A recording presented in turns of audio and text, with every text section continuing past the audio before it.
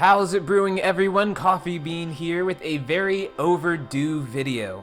The Magic Only series, it was only 3 episodes and I finished Aqua's and Ventus's, but I got up to Terra's and I was just kind of burnt out.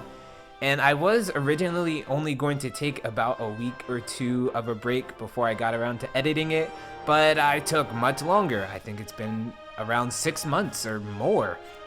But for this Magic Only challenge for Terra, we are doing no chests, no shot locks, and no items.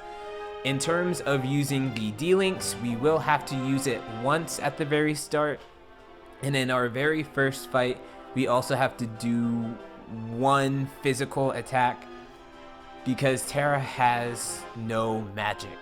Now, I'm not going to say that this automatically ends the challenge because we quite literally have no other choice to get around this, but we'll just kind of consider that since it is story, sort of like story based, not story based, but it's something that has to happen in the story.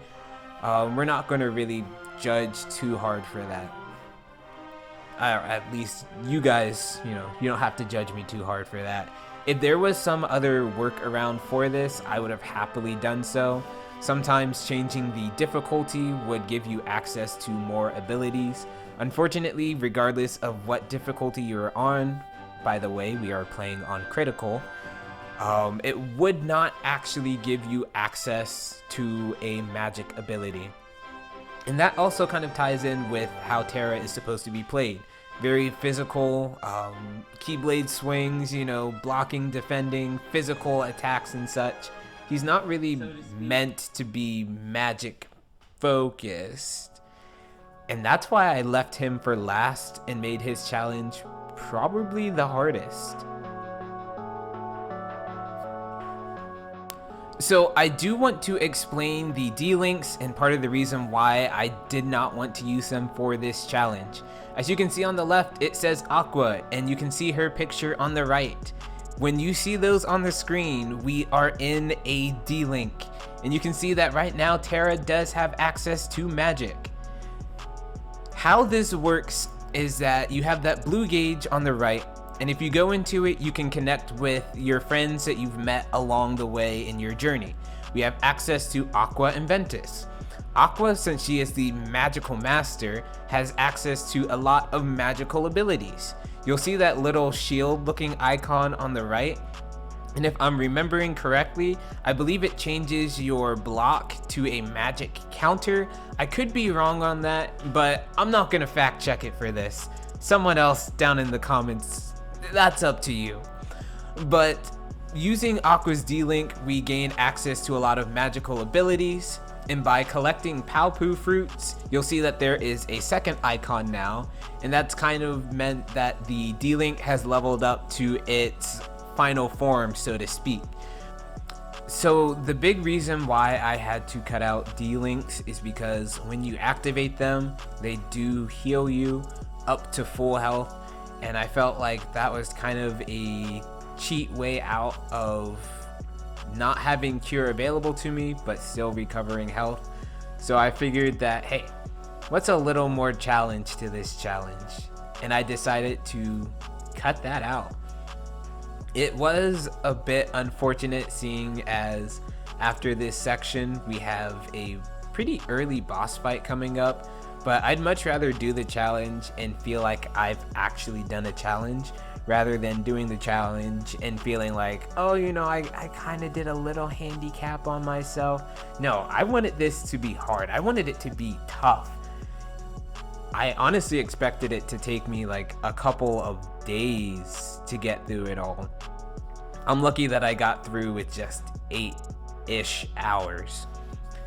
After getting through this first fight with only having to use the D-Link once, I also decided, wanting to make this challenge even harder than it was, that magic only should mean that I can't block either.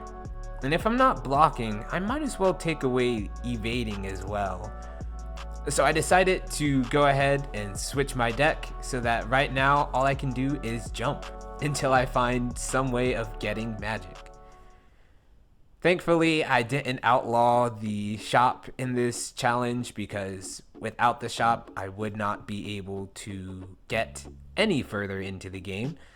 It's just not possible. And I decided that I would just buy one blizzard and I would see kind of how things went from there.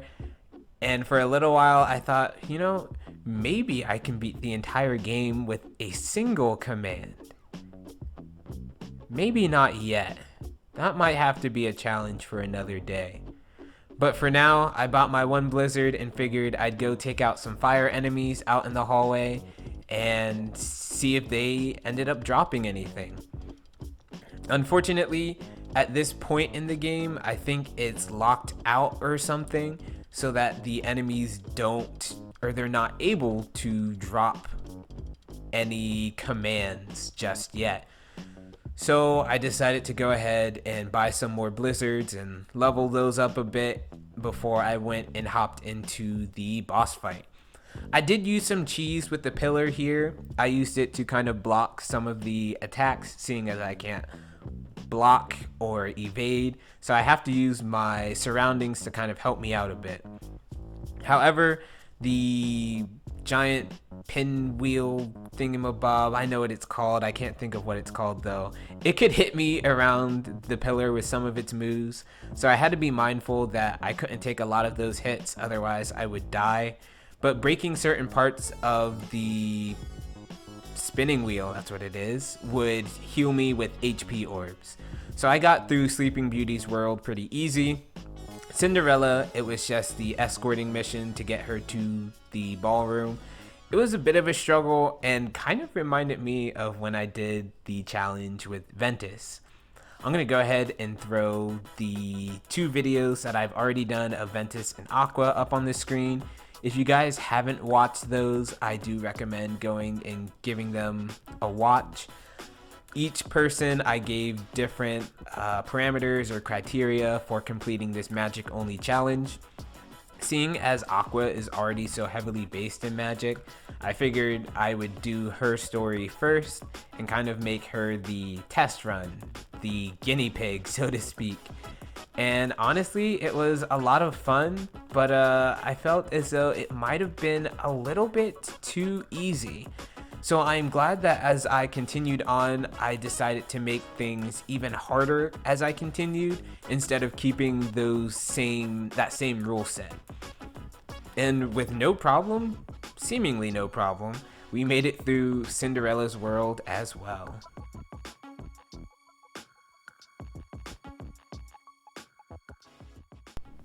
I definitely got too excited about how well I was doing so far in the challenge, and it all kind of went to my head. We got into the fight with the triple boss, and typically in all of the playthroughs that I've had, he hasn't been too big of a struggle, but I also kind of forgot that I don't have a way of evading, and I can't jump very high either. So there's not a lot of options for getting around a lot of different moves that he has. Thankfully, I was leveled up just high enough to where I would get about to halfway health, but he wouldn't one-shot me with any of his moves. There were some that were a bit scary, but by keeping my distance, I was able to take him out with relative ease.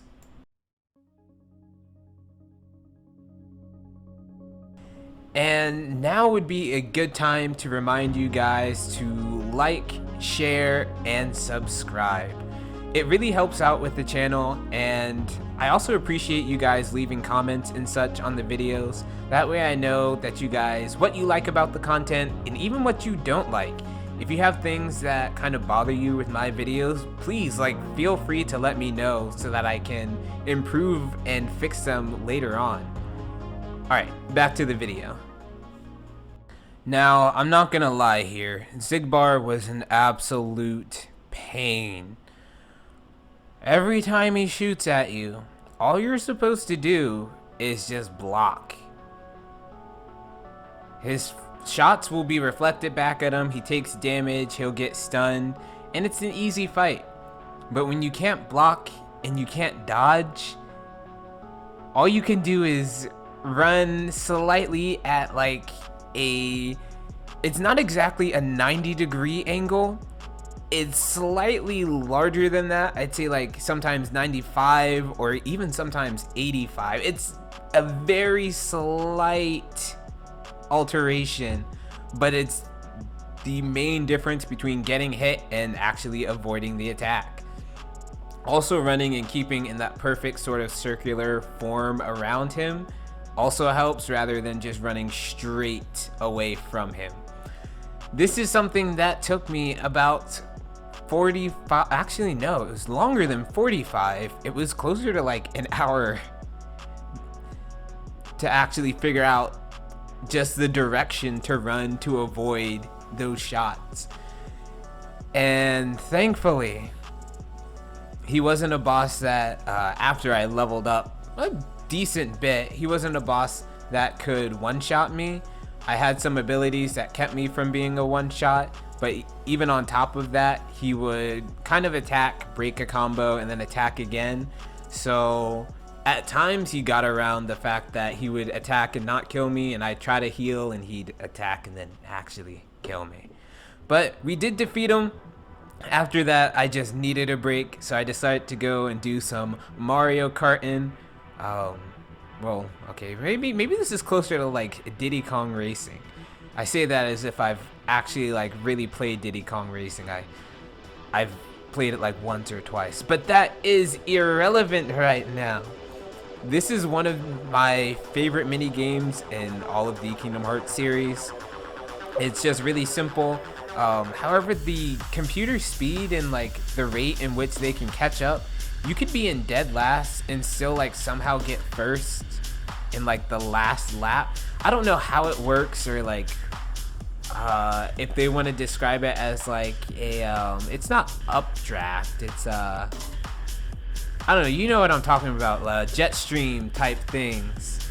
That's definitely, I don't know, the game is jank, but I love it.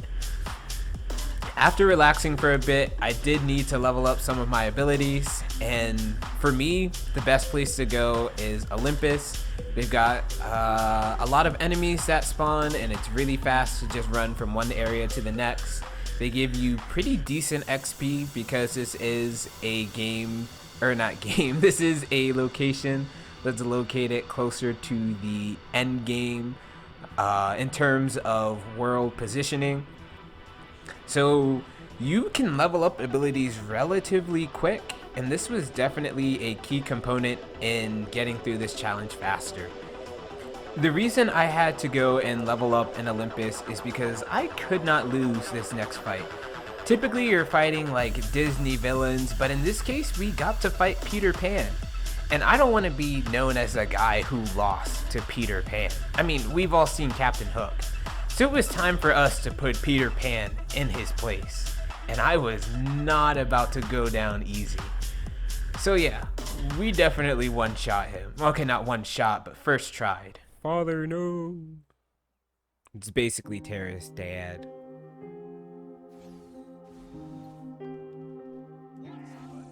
Can he?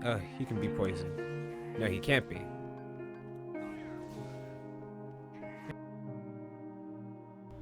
Master Ericus was another hard fight, kind of like the fight against Zigbar, with the issue of projectiles coming at you and not really having a way to necessarily dodge them all without really learning how the different projectiles move. In some cases, I couldn't dodge the projectiles. I just had to sit there and take the combo and then heal after, which meant that right after healing, I could not be hit again, at least for a good chunk of time, so that my cure could reload and I would be in what would be considered a safe zone again. The fight itself was honestly kind of, at least for me, it was pretty well paced. In most cases, he would kind of run off from me and give me some time to recover magic. In most cases, when I did die, it's because I charged in at him and I tried to hit him with either the Mind Shield or the Mind Square. But I really should have kind of waited and given him time to do his thing before going on the offensive. After being beaten quite a number of times, I figured that it wouldn't hurt to have some more abilities so that I would deal more damage. There's a way that you can upgrade abilities so that you can get boosted damage to ice commands, fire commands, thunder commands, so on and so forth. So I already had some that were boosting the speed of my recovery, and I figured I would go ahead and get some to boost my ice damage and thunder damage and so on and so forth. Now, that is to say that this fight against Ericus always leaves me with some pretty interesting questions. So last time I skipped it, but I wanted to show you guys because I want to ask in the comments, what do you think Ericus was actually going to do here? Because he sends chains at Ventus, and I always kind of wondered, was he instead going to seal him away and not actually destroy him?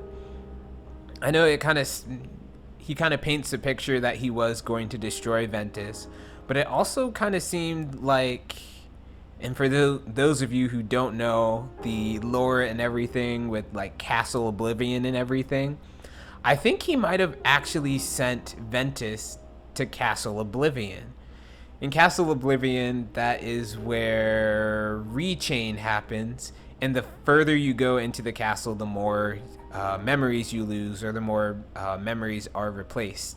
I can't remember if it's one or the other, or both, or such. But if Ericus only sealed Ventus away, I'm wondering how that would have really changed the story. Or if, you know, he was going to seal Ventus away or kill him, or what the case was. I just want to, honestly, I want to know your guys' opinion, so let me know down in the comments, and maybe we'll do like a discussion video or something further down the line. But anyway, back to the actual fight at hand. Ericus, honestly, as I had said the first time we were here trying to fight him, the fight is really well paced, and I started to learn a lot more of the movements, and I switched around my abilities. Before I had more Blizzard, but Fire with its slight tracking tended to be a bit better. And you'll also notice that I brought a Aeroga with me, or air type move with me. The reason why is that if I throw him up into the air, it leaves him open for another attack after. So instead of just landing one attack and kind of having to deal with that there, I could land 2, sometimes 3, depending on if I got my timing really perfect. Now, unfortunate for me, there weren't a lot of options to get around falling into a lot of his combos like this. I wish that there was a magic attack that could have dealt some more damage when he got that close to me.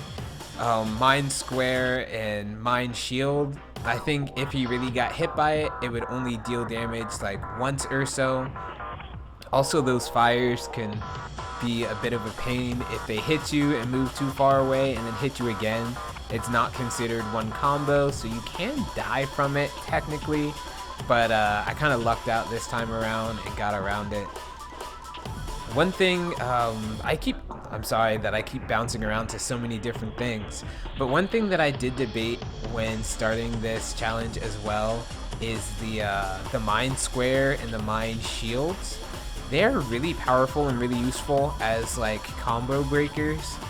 And if you guys want to see another challenge where maybe I do magic only again, but I add even more rules and difficulty to it, maybe I'll do it without Mind Square, because honestly it would be so tough without it.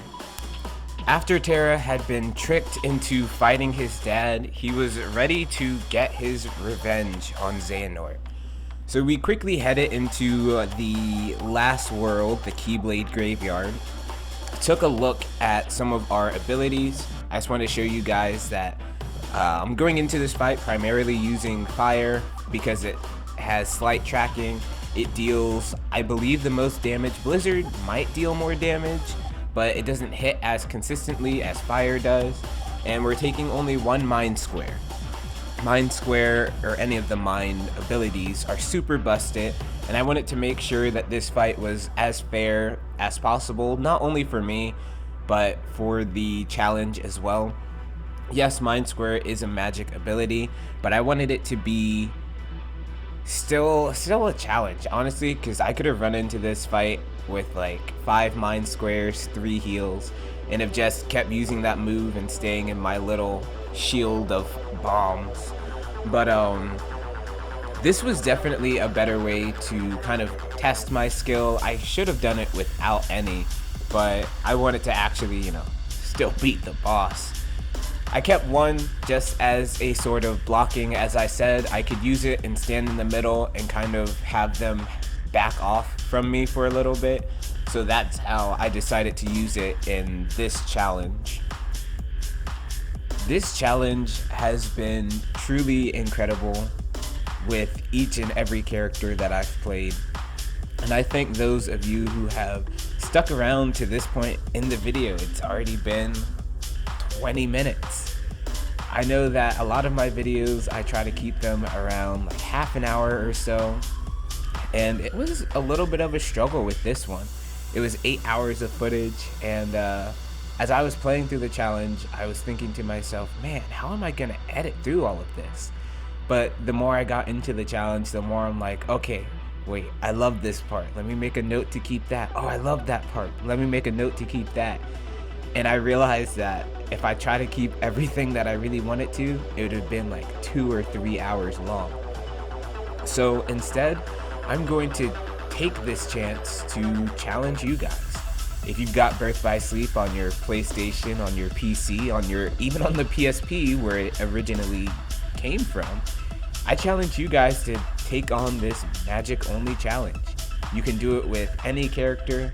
I believe each character has at least one instant where they have to do a physical attack, but it's typically like because of the story itself demands that it be that way. But regardless, take on this magic only challenge. Post a video, let me know about it down in the comments. I would love to see you guys attempt challenges that I do. I'm hoping to do more challenges as time continues, and I can't wait to see you guys and how you do in your attempts.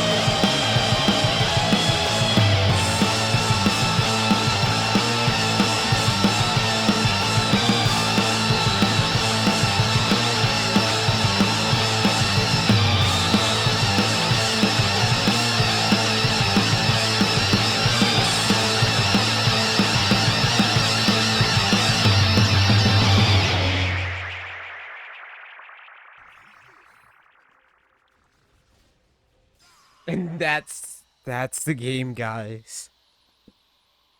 Oh my goodness. Kingdom Hearts, Birth by Sleep, Magic only, done 3 times. Aqua, Ventus, Terra, all at level 31. No higher. Ah.